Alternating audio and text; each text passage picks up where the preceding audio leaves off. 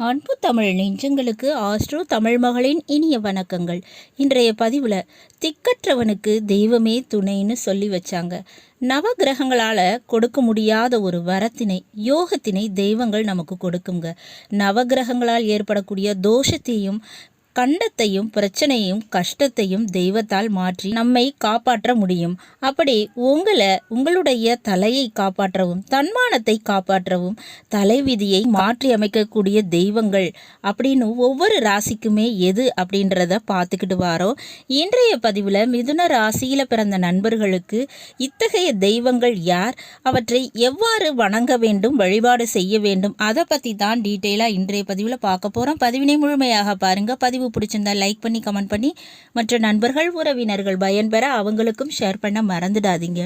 இதுவரை நம்முடைய ஆஸ்ட்ரோ தமிழ் மகள் சேனலை சப்ஸ்கிரைப் பண்ணாத நண்பர்கள் சப்ஸ்கிரைப் பண்ணி கூடவே தெரியுற பெல் ஐகானை கிளிக் பண்ணி ஆல் ஆப்ஷன்ஸும் செலக்ட் பண்ணி வச்சுக்கோங்க. மிதுன ராசியில் பிறந்த நண்பர்களே, கஷ்டமோ நஷ்டமோ வாழ்க்கையில் ஒரு லாபமோ அதிர்ஷ்டமோ அல்லது யோகமோ எதை அனுபவிக்க வேண்டும்னாலோ அதுக்கு ஆயுள் நல்லா இருக்கணுங்க. பூரணமாக ஆயுள் தீர்க்கமாக இருக்கணும்.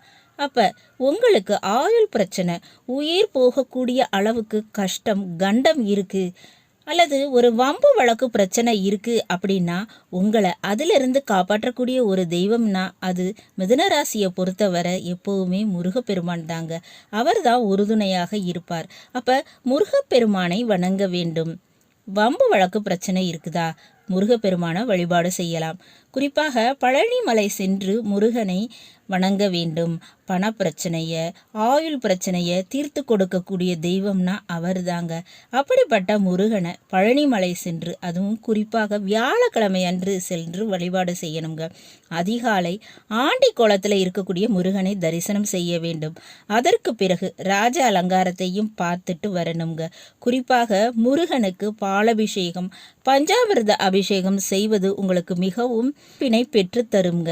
அதுபோல பழனி மலையில் இருக்கக்கூடிய முருகன், அவரை கிரிவலம் சென்று வழிபாடு செய்யணுங்க. அதுக்கு மிகப்பெரிய நன்மை கிடைக்குங்க.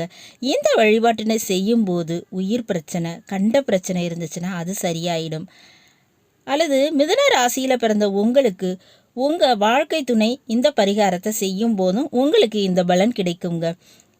இன்னொரு விஷயம் பார்த்தோம்னா, மறைமுக தொழிலில் பணம் வரணும், அல்லது நாம் ஒரு இடத்துல கொடுத்த பணம் நமக்கு திரும்ப கிடைக்கணும், கடன் பிரச்சனை இருக்குது அது தீரணும், இந்த மாதிரியான விஷயத்திற்கு இந்த பரிகாரம் பொருந்துங்க. முருகப்பெருமான் தான் உங்களுக்கு இந்த பிரச்சனையிலிருந்து காப்பாற்றி தருவார். இன்னொரு விஷயம் இருக்குது, அதாவது திருமண தடை, குழந்தை பாக்கியம் மற்றும் புதிய அரசியல் பதவி வாய்ப்பு, இந்த மாதிரியான விஷயங்கள் கிடைக்கணும் அப்படின்னாலும், அல்லது ஒரு வேலை பர்மனண்ட்டாக கிடைக்கணும் அப்படின்னாலும் நீங்கள் செல்ல வேண்டிய இடம் காஞ்சிங்க. அங்கே காமாட்சி அம்பிகையை வழிபாடு செய்யணும். அதுவும் கரும்பு சாற்றி வழிபாடு செய்யலாம், அல்லது கரும்பு சாறு கொண்டு அபிஷேகம் செய்யலாம். இந்த பரிகாரம் செய்தால் வேலை தொழில் சரியாக அமைஞ்சிடுங்க. திருமண தடை நீங்கும். குழந்தை பாக்கியம் இல்லாதவங்களுக்கு குழந்தை பாக்கியம் கிடைக்குங்க. குழந்தைகள் வழியில் இருக்கக்கூடிய பிரச்சனையும் தீரும். இந்த காமாட்சி அம்பிகையையும் முருகனையும் இருவரையும் பிடித்து கொண்டா மிகப்பெரிய அருள் அப்படின்றது உங்களுக்கு கிடைக்கும், நன்மை கிடைக்குங்க.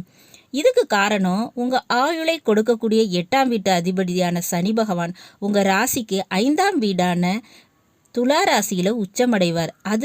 அந்த 5ஆம் வீடு சுக்கிரனுக்கு உரிய துலா ராசிங்க. அப்போ சுக்கிரன் மகாலட்சுமி காமாட்சி அம்மன் இவங்களுடைய ஒரு அம்சமாக உள்ளவர். அதனால் இந்த வழிபாடை செய்தால் உங்களுக்கு அதீத நன்மைகள் கிடைக்குங்க. மேற்கொண்டு நீங்கள் செய்ய வேண்டிய ஒரு விஷயம் அப்படின்னா, பிள்ளைகள் இல்லாத தம்பதிக்கு அல்லது பிள்ளைகளால் கைவிடப்பட்ட தம்பதியர்களுக்கு உதவி செய்யலாம்ங்க. அன்னதானம் கொடுக்கலாம். அது மிகப்பெரிய நன்மையை உங்களுக்கு கொடுக்கும். இந்த வழிபாடு பரிகாரத்தை செய்யுங்க. நிச்சயமாக உங்களுக்கு பெரிய அளவு நன்மைகள் கிடைக்குங்க. அப்போ மிதுன ராசியில் பிறந்த உங்களுக்கு உடல் ரீதியாக பித்தளை அணிவது, பித்தளை மோதிரம், காப்பு அணிவது இதுவும் உங்களுக்கு மிகுந்த யோகத்தை பெற்றுத்தரும். நல்லது நண்பர்களே, இந்த பதிவு உங்களுக்கு பிடிச்சிருக்கும்னு நினைக்கிறேன். பிடிச்சிருந்தால் லைக் பண்ணி கமெண்ட் பண்ணி மற்ற நண்பர்கள் உறவினர்கள் பயன்பெற அவங்களுக்கும் ஷேர் பண்ண மறந்துடாதீங்க. இதுவரை நம்முடைய ஆஸ்ட்ரோ தமிழ் மகள் சேனலை சப்ஸ்கிரைப் பண்ணாத நண்பர்கள் சப்ஸ்கிரைப் பண்ணி கூடவே தெரிகிற பெல் ஐகானை கிளிக் பண்ணி ஆல் ஆப்ஷன்ஸும் செலக்ட் பண்ணி வச்சுக்கோங்க. மீண்டும் ஒரு நல்ல வாய்ப்பினில் உங்கள் அனைவரையும் சந்திக்கிறேன். அதுவரை ஆஸ்ட்ரோ தமிழ் மகளின் அன்பு கலந்த வணக்கங்கள். நன்றி.